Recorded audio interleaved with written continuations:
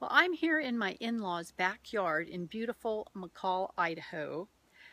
And I wouldn't be surprised at all if the doe and fawn or the fox that was right up here on the deck earlier didn't join us.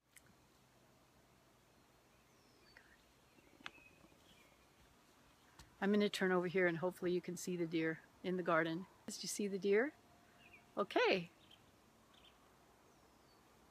There she goes.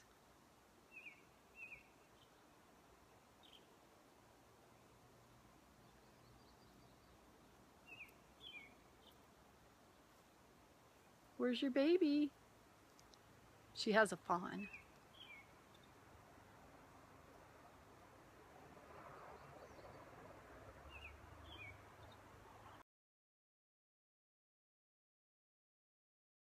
One thing I love about coming here is I always know we're going to have great food because my in-laws are big-time foodies.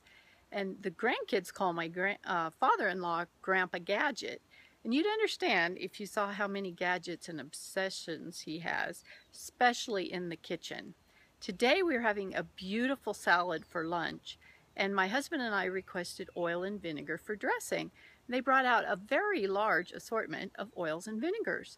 Well, then they started bringing out the salts and putting them on the table and telling us what each one of them was good for and tasted like. And when there were about 5 or 6 of them there, I said, I need to make a video about salt. Well, that conversation led to more salts being brought out, and I honestly don't know how many they have because my mother-in-law kept saying there's more in the pantry. So I'm going to take you inside their kitchen and show you just a few of them. So here's a few of their salts. The Espresso Brava, they tell me, is great for marinating meat. The Black Lava salt is good on sliced tomatoes.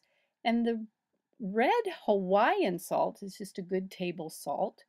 The oak smoke has a Chardonnay background. That's good for cooking.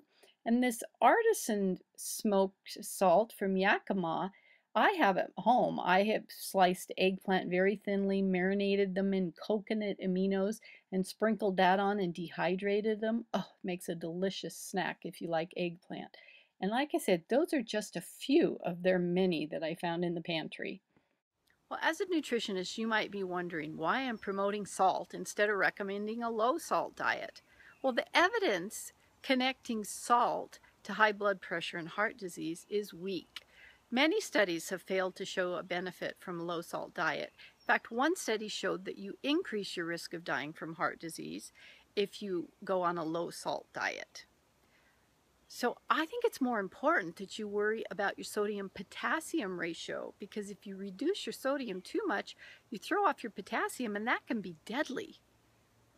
I don't recommend refined table salt because it's refined using a process with dangerous chemicals and heat over 1200 degrees, which alters the chemical structure and strips away all the trace minerals that nourish our bodies. So you might think, oh, they're both just sodium chloride, but refined table salt is 97.5% sodium chloride and 2.5% man-made chemicals, whereas natural salt, like sea salt or Himalayan salt, is 16% trace minerals, so 84% sodium chloride. If you're eating table salt to get iodine, please switch to Himalayan salt. I'm Terri Ward, creating memories with meals.